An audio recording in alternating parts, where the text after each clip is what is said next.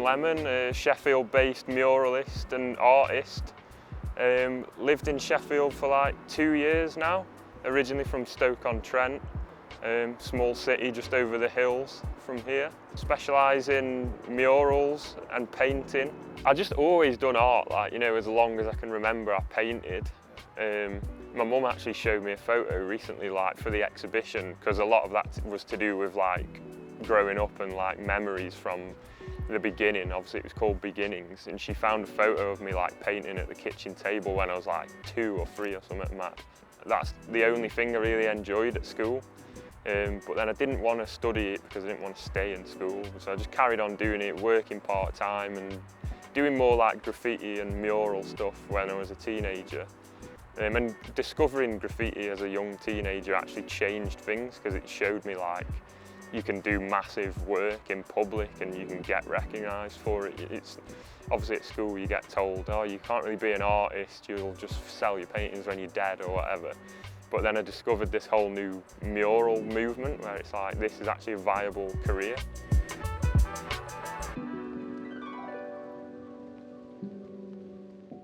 I'm currently kind of exploring a mixture of like figurative and landscape aspects within my work, a lot of it referencing architecture and like everyday things around Sheffield. Like I take a lot of photos when I'm just travelling around and doing my day-to-day stuff, which will end up being referenced in like sketches and then eventually paintings.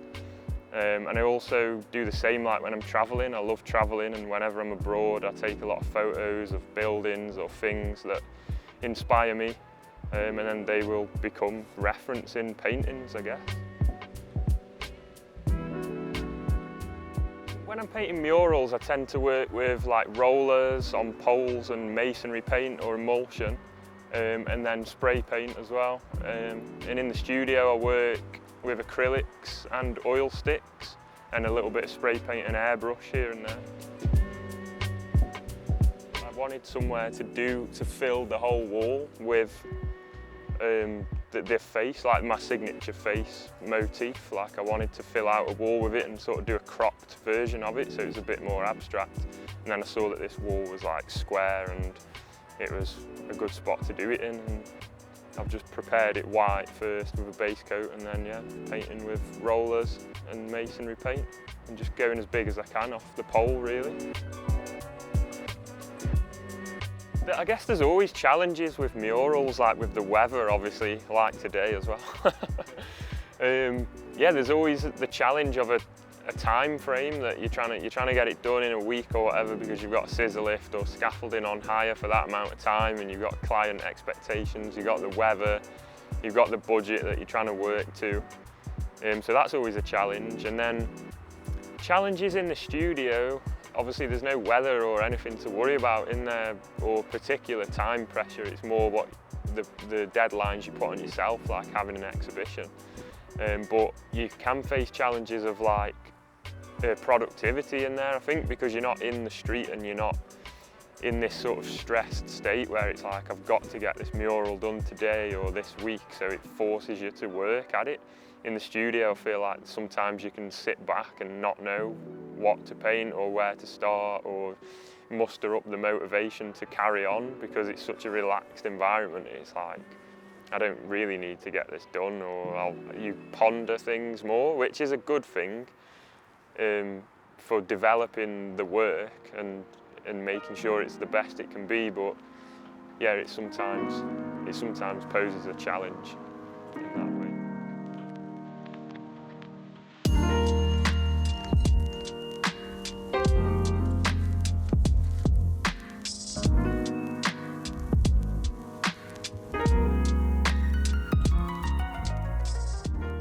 Travelling around, whether that's just in Sheffield or driving to another city for work or going on holiday, like that's where my inspiration sort of strikes me, and then I'll do sketches of things that I want to perhaps use in a painting, and then I'll take that to the studio and like prepare a canvas, paint with acrylic and oil sticks and airbrushes onto canvas.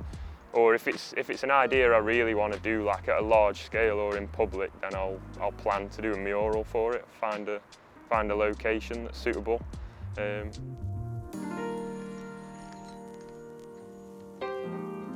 Well, probably my favourite mural I've done recently was one that I did in Manchester at the start of the year in January. Like, it was actually a commission, but I had pretty much free rein. It was around a theme of like the history of that particular street and those sort of Victorian houses, but I had free rein over the design of it, and I managed to do it completely in my style, and it was just a fun project. So probably that is my favourite mural to date. And then my favourite works on canvas are probably the ones that were in my exhibition. It was called Beginnings, the exhibition. It happened last month. It's like my debut solo exhibition, so I'd worked a lot towards that, and that is sort of the body of work that I'm most proud of. That was kind of exploring like buildings and stuff from where I'm from back home, sort of from like childhood memory, like the houses that I grew up around, and I painted a lot of cars within that work, like cars that I remembered from my childhood, and there's a lot of plants and trees and nature also in that work.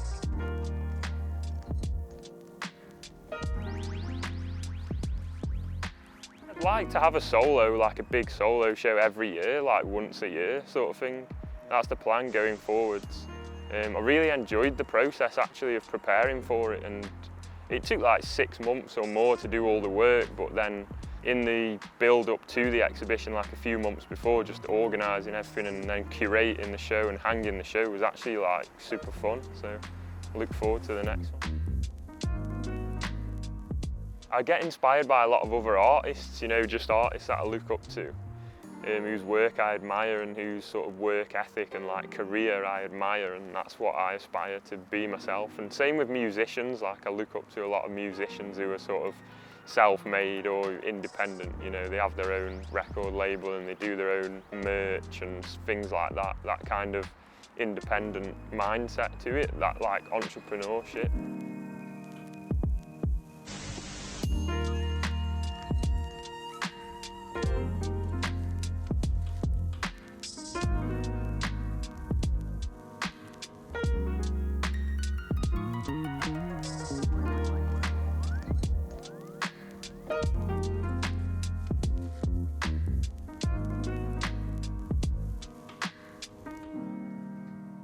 Yeah, so Kayak is Kelham Island Arts Collective, and it's just on the border with like Neep's End next to Ball Street Bridge. You'll see it like it's got murals outside of it, which some of them I've done as well.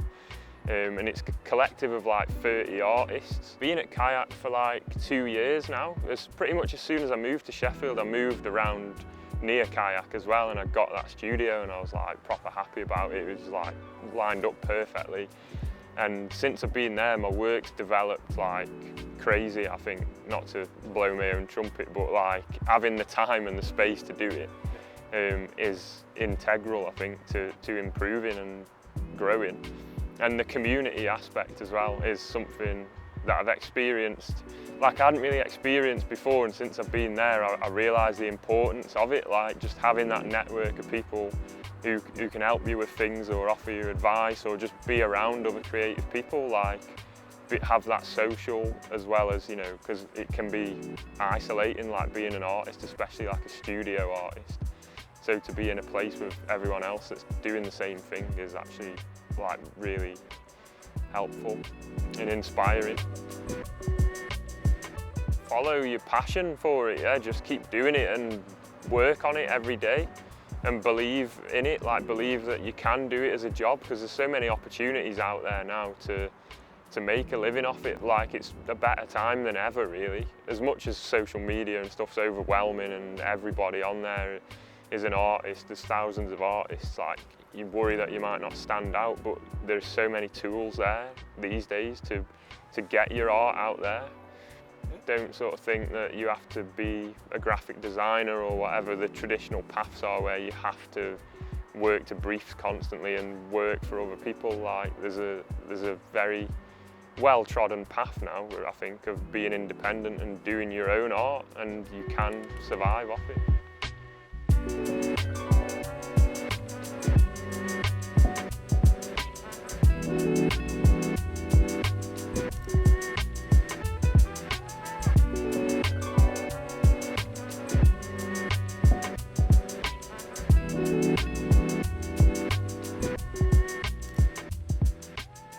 You can find plenty of it in real life, around the streets of like Kelham, Neeps End, Shalesmoor, like, and in town a little bit. And then my website's the best place to go probably, like ethanlemonart.com. And then my Instagram is ethan_lemon_art.